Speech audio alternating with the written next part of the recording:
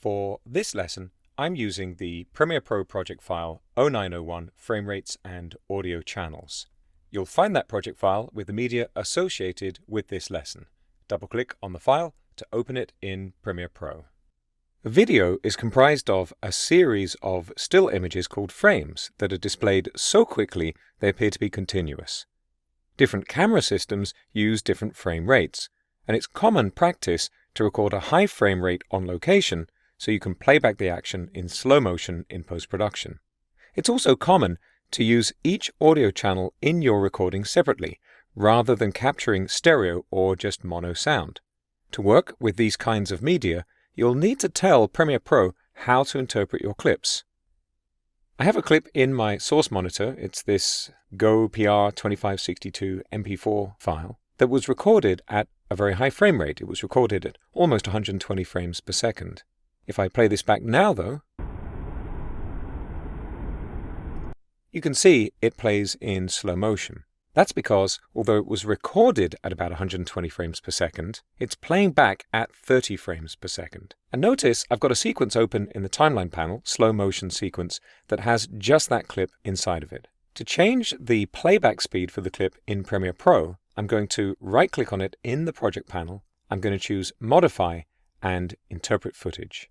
This brings up the Modify Clip dialog, and there are quite a lot of options here to change the way Premiere Pro interprets your media. Right now, the frame rate setting is set to assume a particular frame rate, 30 frames per second. But I'm going to change this to use the frame rate from the file, which is a little over 119 frames per second. Now I'll click OK, and right away you can see a change occurs in the sequence.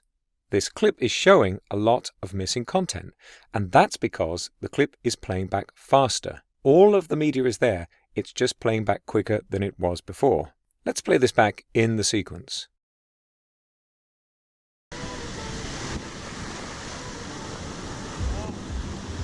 And that's actually normal playback speed. It's much more than your eye needs to see smooth motion.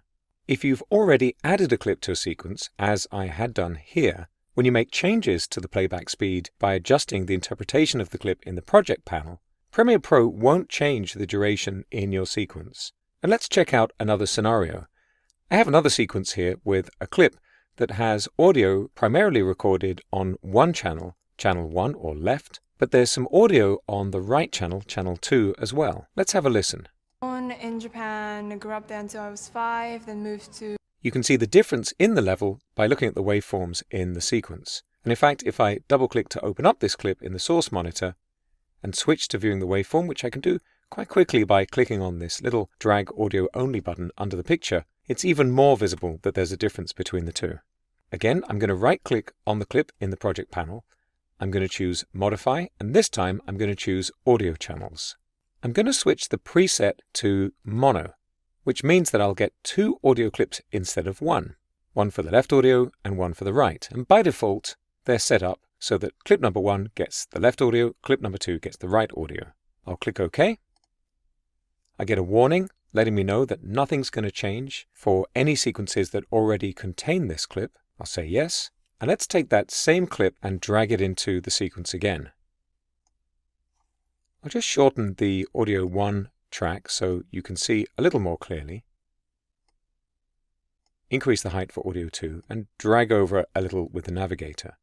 We now have 2 separate audio clips, one for each audio channel. And of course, we don't need the second one. In my timeline panel, I have the linked selection option turned off, which means if I select this unwanted audio clip, only it is selected, and I can press the delete key to remove it.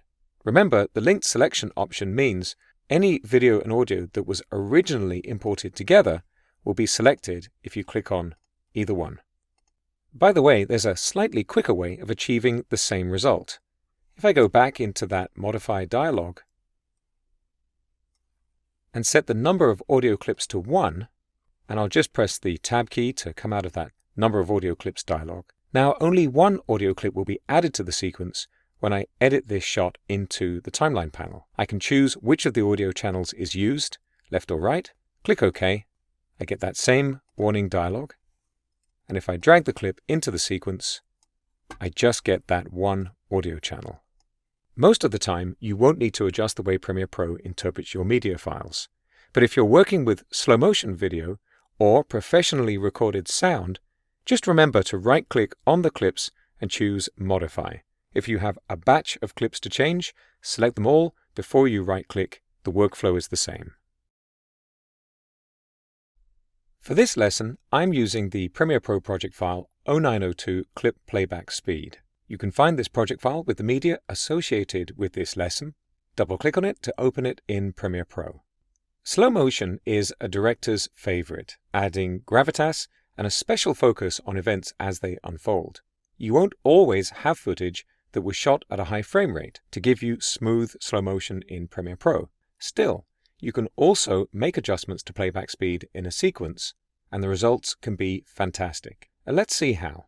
I'm going to start out by making a change to this kids rolling a tire shot. Let's watch a little piece of it as it is. De mis raíces.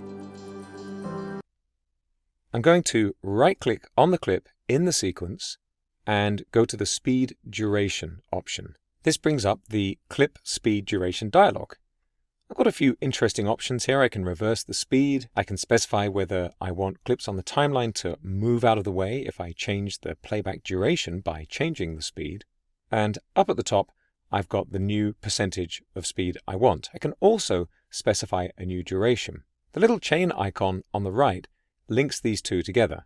So if I type in 25, the duration updates automatically. I'll just undo with Ctrl-Z on Windows or Command-Z on macOS and break that chain. And now I'll type in 25 and the duration stays the same. The duration we're looking at here is really the duration of the clip in the sequence. I can make the contents of that clip as long and slow as I like. And it's not quite the same thing as changing the piece of that clip that's been incorporated into the current sequence. I'm happy with this amount of the clip, 5 seconds and 1 frame. But I want the speed of the contents to play back slower. You'll see what I mean when I click OK and play it back. De mis raíces.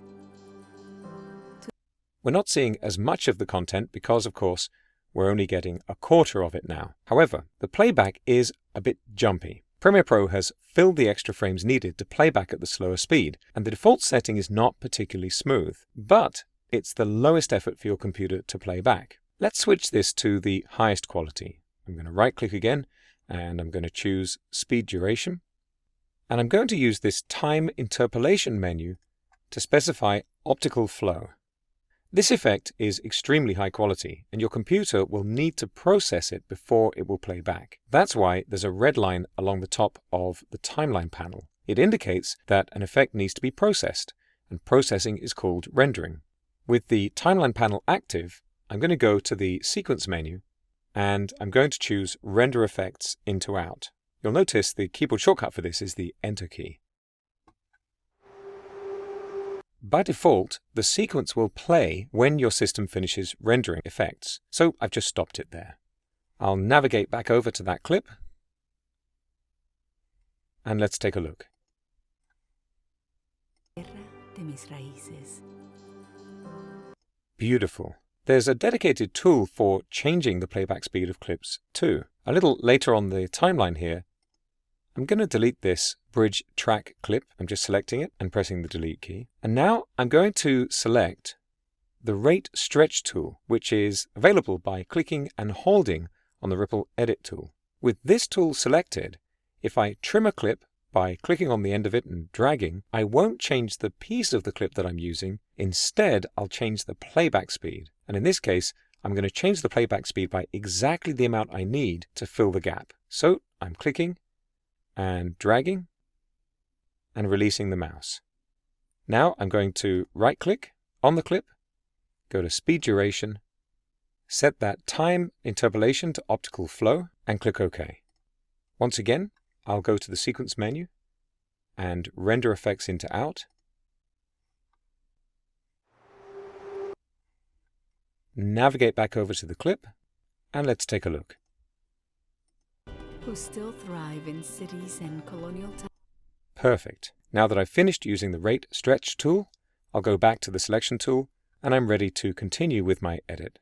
That's an overview of playback speed options on the timeline in Adobe Premiere Pro. For this lesson, I'm using the Premiere Pro project file 0903 Set Audio Level for Multiple Clips. You'll find this project file with the media associated with this lesson. Double-click on the project file to open it in Premiere Pro. When making adjustments to audio levels, you're sometimes going to have a whole batch of clips that you want to change. Sometimes you'll want to make one standard adjustment to a group of clips like music tracks, which are generally too loud to be useful in an edited sequence. Sometimes you'll want to make sure multiple sections of speech have the same level. And let's look at both of these in practice. In the project panel, I have 3 music clips, and they all have different levels. I'll open one of these up by double-clicking on it. You can see the waveform in the source monitor.